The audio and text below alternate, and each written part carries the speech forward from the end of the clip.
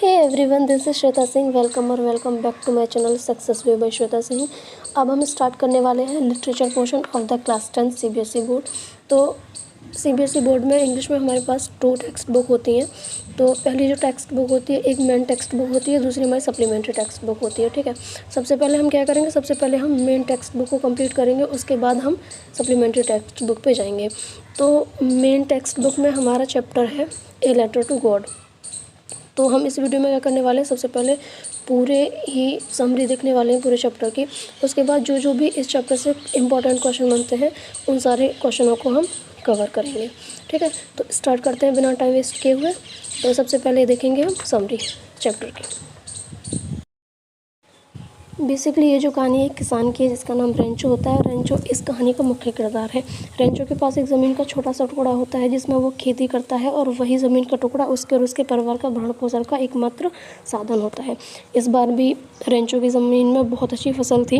रेंचो बहुत खुश था, लेकिन उसी वक्त उसकी फसल को पानी की भी बहुत ज़रूरत थी।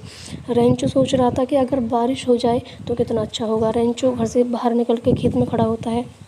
वह ऊपर बादलों की तरफ देखता है और सोचता है कि अगर बारिश हो जाए तो बहुत अच्छा रहेगा, उतनी ही फसल अच्छी होगी और मुनाफा भी उतना ही अच्छा होगा।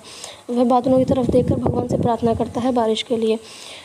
कुछ देर बादलों की तरफ देखकर अपने खेत खलिहान में खड़े होकर रेंचो अपने घर चला जाता है। घर जाकर वह खाना खाने लग जाता है, लेकिन कुछ ही समय बाद बादलों में थोड़ी सी घनघनाहट होती है और बारिश होने लगती है। आवाज़ सुन के रेंचो बाहर निकल कर आता है। बारिश को देखकर उसकी खुशी का ठिकाना नहीं रहता, क्योंकि उस वक्त उसकी फसल को बहुत ज़रूरत थी पानी की। वह खुशी से उछल पड़ता है और वो बोलता है कि ये जो बारिश की बूंदें, बारिश की बूंदें नहीं, ये तो पैसों हैं जो ज़मीन पे गिर रहे हैं बारिश की बूंदों के रूप में। पैसों एक करेंसी होती है, जैसे हमारी इंडिया करेंसी है रुपये, ऐसे ही पैसों भी करेंसी होती है। लेकिन रेंचो की खुशी बहुत देर तक नहीं रही, क्योंकि वह बारिश बहुत भयानक रूप ले चुकी थी और अभी ओलों के आसार बन रहे थे। रेंचो का चेहरा उदास हो गया। वह ऊपर देखने लगा दोबारा से आसमान की तरफ। अब इस बार जो बारिश की बूंदें थी वह ओलों का रूप ले चुकी थी। ओलों ने थोड़ी ही देर में रेंचो के पूरे खेत को सफ़ेद चादर से ढक दिया, मानो कि पूरे खेत में एक नमक की मोटी चादर बिछा दी गई हो। उसकी पूरी फसल बर्बाद हो चुकी थी, पेड़ों पर एक भी पत्ता नहीं बचा था। रेंचो बहुत दुखी था, लेकिन अभी भी उसके मन में एक छोटी सी उम्मीद थी, क्योंकि उसे भगवान के प्रति बहुत ही विश्वास था। वह भगवान के लिए एक लेटर लिखता है और वो उस लेटर में लिखता है कि भगवान, मुझे 100 पैसों की ज़रूरत है, क्योंकि मेरे पास अभी कोई भी ज़रिया नहीं है जिससे मैं अपने परिवार का भरण पोषण कर सकूं।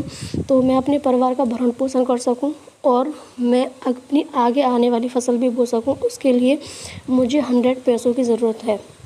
तो वह भगवान को लेटर लिखता है, और लेटर लिखने के बाद वह उस लेटर को बंद करके पोस्ट ऑफिस जाता है। पोस्ट ऑफिस जाके वो पोस्ट ऑफिस में लेटर को डाल देता है। पोस्ट मास्टर लेटर को निकालता है। जैसे ही वो लेटर देखता है वो बहुत हंसता है लेटर को देख के। वो पोस्ट मास्टर के पास जाता है। पोस्ट मास्टर के पास जाकर वह दिखाता है। पहले तो वह भी हंसता है, लेकिन बाद में वो सीरियस हो जाता है, क्योंकि वो देखता है कि वास्तव में इस इंसान को पैसों की ज़रूरत है जो उसने भगवान को लेटर लिखा है। और दूसरी बात कि उसे भगवान में उतना फेथ भी है कि भगवान मेरी मदद करेंगे। वो उसकी हेल्प करने की सोचता है। वह अपने कर्मचारियों के पास जाता है और वो सब चीज़ बताता है और उनसे बोलता है कि आप थोड़े थोड़े पैसे जमा करो ताकि हम इस इंसान के पास भेज सकें।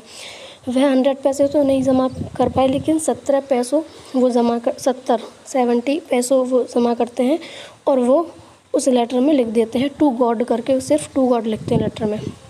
उसको मिलता है लेटर रेंचो को। रेंचो खुश होता है पहले, लेकिन वो तुरंत ही बहुत गुस्से में आ जाता है, क्योंकि उसमें सिर्फ 70 पैसे ही थे, जबकि उसने 100 पैसों भगवान से मांगे थे।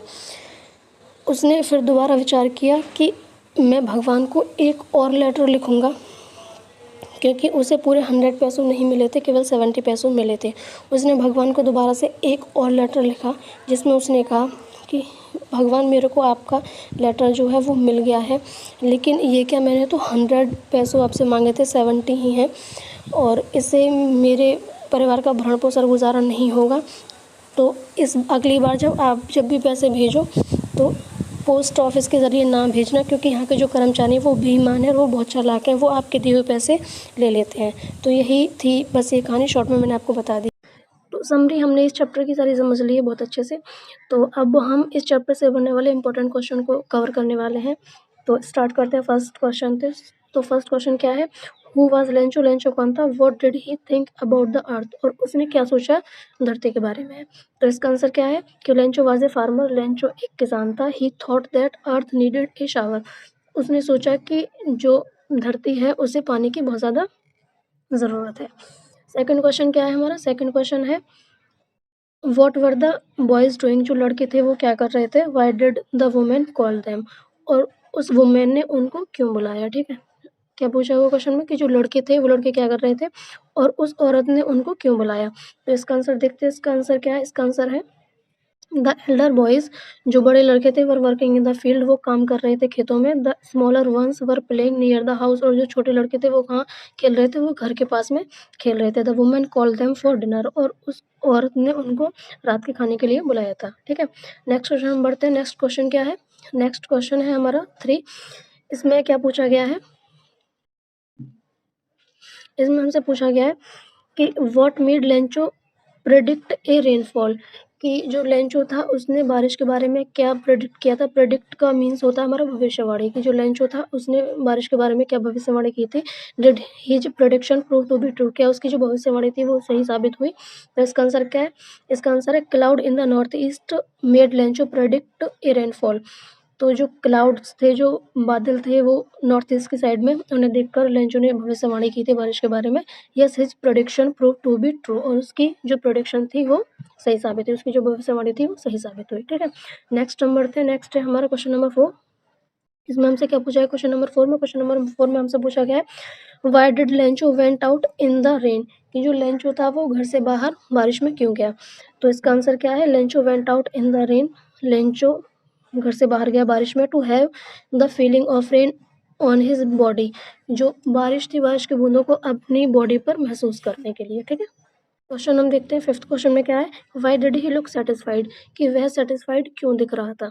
ठीक है, तो इसका आंसर क्या है कि Lencho looked satisfied, Lencho satisfied दिख रहा था on account of rain which his cornfield badly needed, क्योंकि उस बारिश की उसके खेतों को बहुत ज़्यादा ज़रूरत थी, इसलिए वो सेटिस्फाइड दिख रहा था। ठीक है, नेक्स्ट क्वेश्चन पे हम बढ़ते हैं। नेक्स्ट क्वेश्चन क्या कह रहा है कि how did the hailstones affect Lencho's field, कि जो हिलस्टोन्स थे उन्होंने लेंचो के जो खेत है, फसल है, उसको किस प्रकार से प्रभावित किया।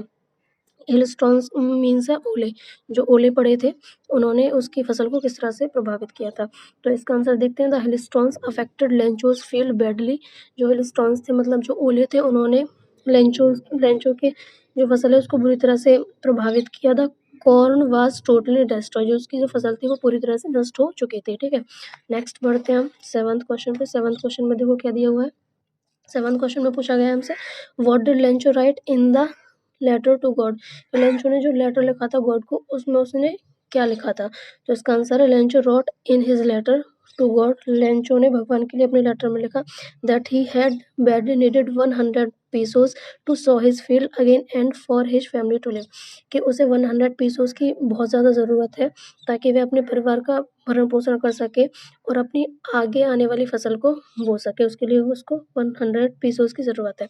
ठीक है, तो अभी तक हमने चैप्टर में क्या देखा है, अभी तक हमने चैप्टर में देखा है, हमने पूरे चैप्टर की समरी देखी है। समरी समझने के बाद हमने इंपॉर्टेंट क्वेश्चन इस वाले पार्ट में किए हैं। ये वीडियो बहुत ज़्यादा लंबी हो रही है, इसलिए ये पार्ट फर्स्ट है। पार्ट सेकंड में आई थिंक 6 से 7 क्वेश्चन और हैं जो मैं कराने वाली हूँ। तो अगर आपको वीडियो अच्छी लगी हो तो कमेंट बॉक्स में कमेंट करके बताएं, वीडियो को लाइक करें, अपने दोस्तों के साथ शेयर करें, चैनल को सब्सक्राइब कर लें अगर आपने अभी तक चैनल को सब्सक्राइब नहीं किया है, बेल आइकन को प्रेस कर दें और ऑल के आइकन को दबाएं ताकि आगे आने वाली सारी वीडियो की नोटिफिकेशन मिलते रहे। Thank you, love you, bye bye.